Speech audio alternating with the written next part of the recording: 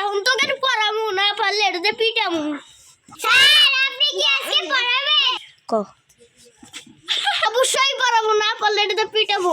সুমাইয়া দাঁড়া জাতীয় মাছ কি স্যার জানি না জানোস না আগে লাঠিটাকে ঠিক করে দিই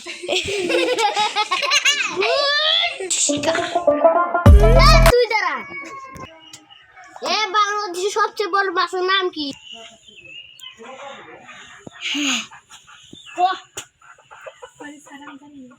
জানি না শেষ করে বলো